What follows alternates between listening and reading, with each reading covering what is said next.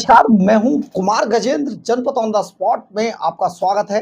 हमारे एक दूसरे social media platform podcast with Kumar Gajendra में भी आपका स्वागत है, जहां आप हमें सुन सकते हैं।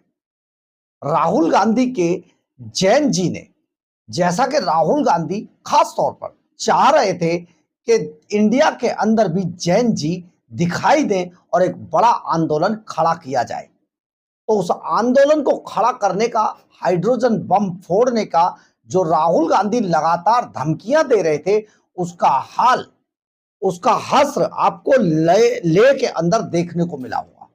लद्दाख में जो हुआ वो बेहद शर्मसार करने वाला था। हालांकि यहां पर परिस्थितियां कुछ और हैं, ये भारत देश है, लेकिन हम आपको यहां पर ये बता देते हैं, बहुत सारी एजेंसियों ने मिलकर एक ऐसा एजेंडा, एक ऐसा टूल किट, जॉर्ज सोरोस जो अमेरिका के हैं और सरकारें गिराने के लिए जाने जाते हैं, उनके टूल किट ने एक बार फिर से देश के अंदर, भारत के अंदर एक नया एजेंडा शुरू किया, जैन जी वाला। बांग्लादेश के बाद नेपाल में जैन जी का सफल ऑपरेशन होने के बाद भारत को भी टारगेट पर लिया गया और इसी टारगेट के हिसाब से इसकी शुरुआत लद्दाख से की गई।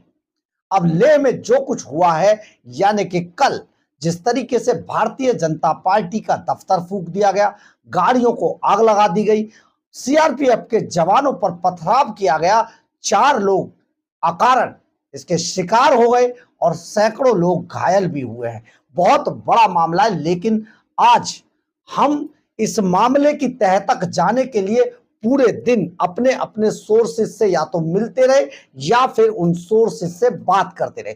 जो कहानी निकलकर सामने आती है वो आपको दहला देगी, यानी कि आप एक बार फिर से सोचने पर मजबूर हो जाएंगे कि इसमें केवल किरदार बदलते हैं, स्टोरी वही होती है, डायरेक्टर वही होते हैं जो पर्दे के पीछे लगातार काम करते हैं। हम आपको यहां पर कुछ कहानी शुरू करें, इससे पहले एक कहानी और बता देते हैं जिसको आपको ध्यान रखना होगा। यानी कि कई एजेंसियां जब मिलकर, जो एजेंसियां काम करती हैं देशों के अंदर, जो एजेंसियां हैं वो जब काम करती हैं तो वो अपने अपने मोहरे कई कई साल पहले, 20-20, 30-30 साल पहले से फिट करके रखते हैं और समय आने पर उनका इस्तेमाल किया जाता है। अब हम आपको एक और बात बताते हैं। आपने एक फिल्म जरूर देखी होगी, 3 इडियट। जी हां, ये 3 इडियट फिल्म का जिक्र इसलिए कर रहे हैं, इसको आमिर खान इसके लिए जाने जाते हैं, इस फिल्म के लिए। उसमें एक किरदार था, उस किरदार को याद कीजिए, सोनम वांगचुक। अब ये सोनम वांगचुक किरदार को कैसे एस्टैब्लिश किया गया, और इसको बहुत सारे इंटरव्यूज कराकर, मैगजीन्स में छपवाकर, विदेशी मैगजीन्स में छपवाकर इस सोनम वांगचुक को एक एक्टिविस्ट यानी कि पर्यावरणविद, इसको एस्टैब्लिश कर दिया गया इंडिया के अंदर।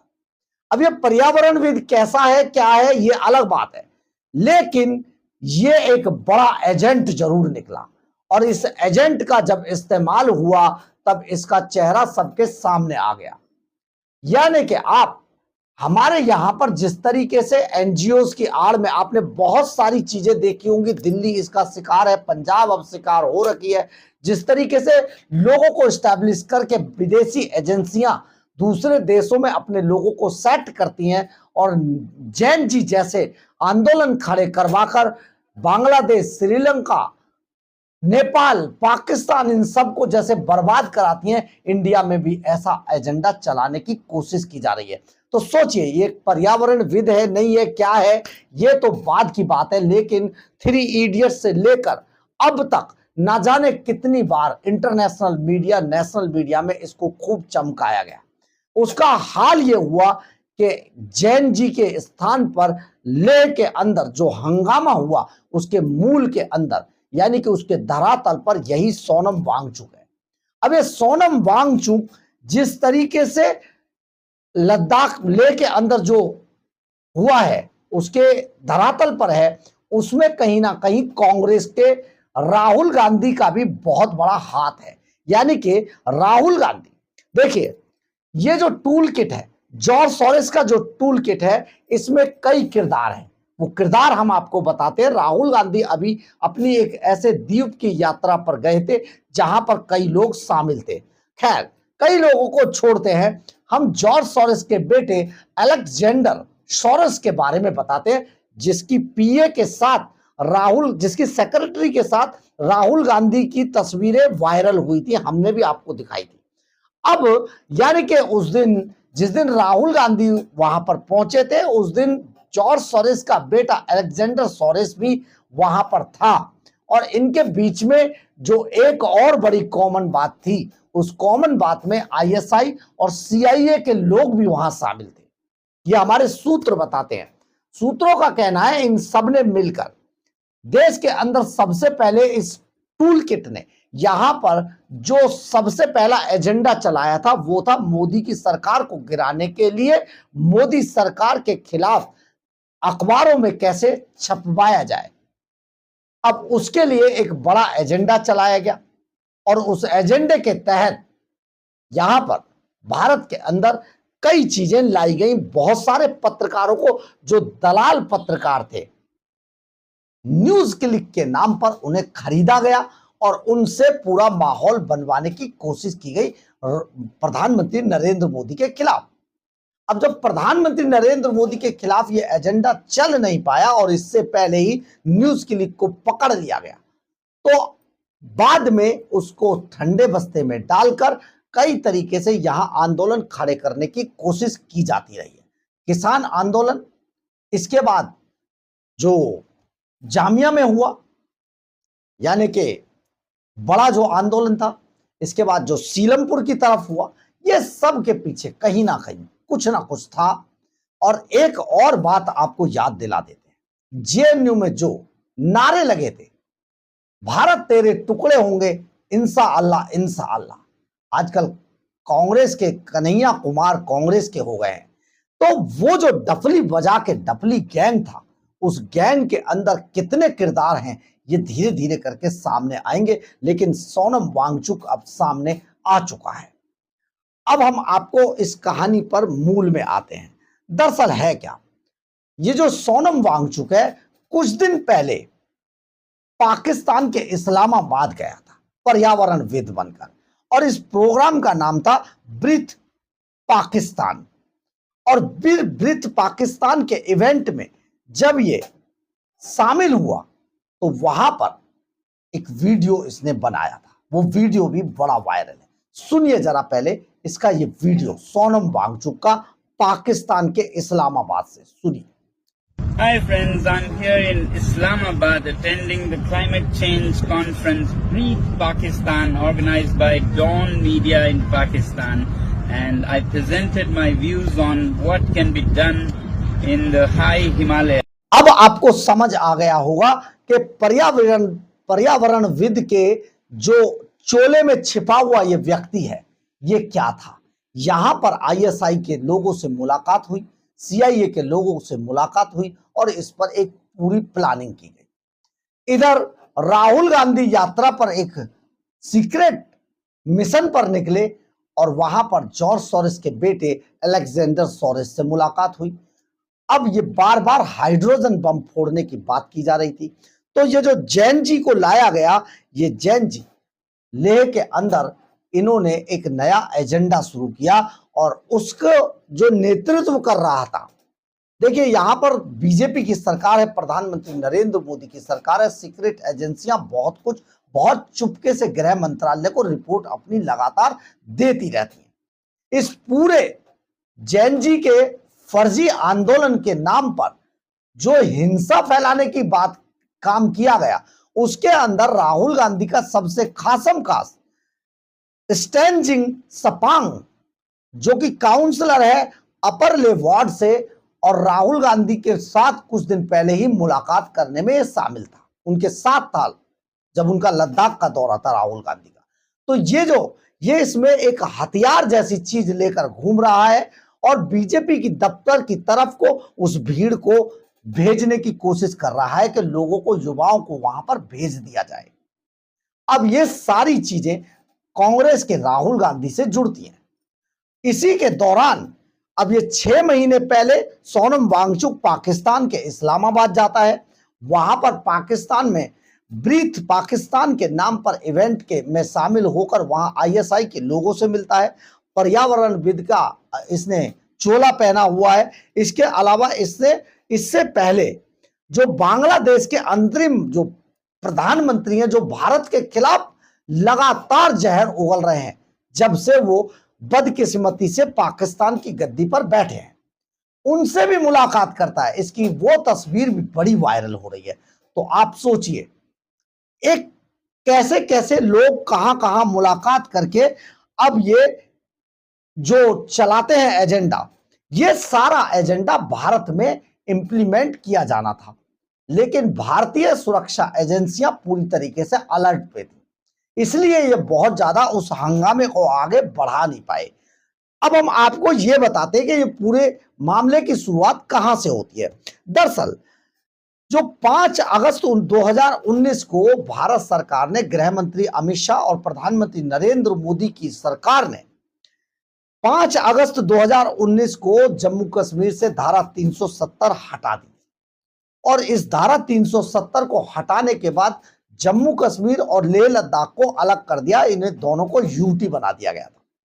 अब इसी की लड़ाई, यूटी बनाने को अब पूर्ण राज्य का दर्जा, जबकि एक पर्यावरणविद का क्या मतलब है, आप खुद जरा सोच कर देखिए।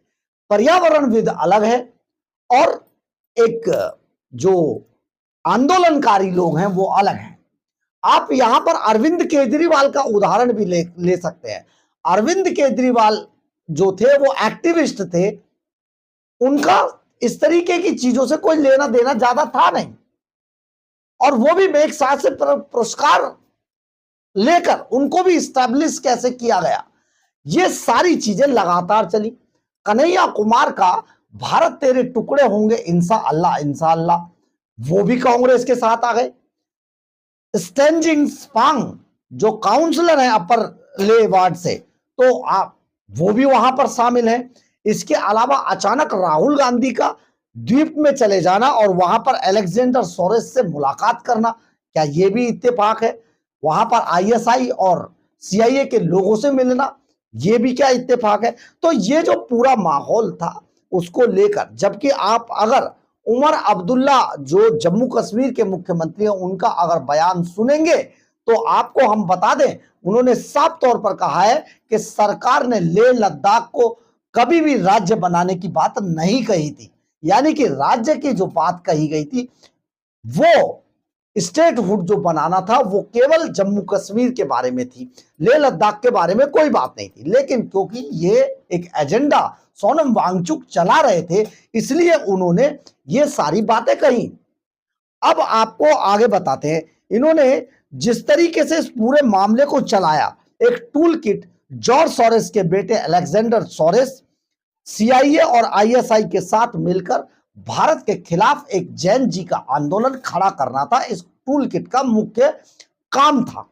अब इस टूल किट ने लद्दाख को, लेह लद्दाख को चुना, इसलिए कि इन्हें लगता था कि एजेंसियों की नजर वहां पर नहीं होगी, और एक ऐसे आदमी को जो बहुत लंबे समय से जिसको एजेंसियां पाले हुए थी, सोनम वांगचुक, इनको कैसे एस्टैब्लिश किया गया, पर्यावरणविद बनाया गया, और पर्यावरणविद बनाकर इनसे एक अब काम लिया गया। और इस काम में हालांकि इन्होंने जो चाहता था वो तो करने की कोशिश की, लेकिन ये भारत देश के अंदर हो नहीं पाएगा। उसका कारण हम आपको बार बार बता चुके हैं, क्योंकि जिन देशों के अंदर ये एजेंडे लागू किए गए, वहां पर एक तो कट्टरपंथियों का दबदबा ज्यादा था, दूसरा कि वहां पर जमातें ज्यादा काम कर रही थी, लंबे समय से जमातों को उतार दिया गया था, तीसरा जो वहां पर विपक्ष था, जो आंदोलन को आगे बढ़ा रहे थे,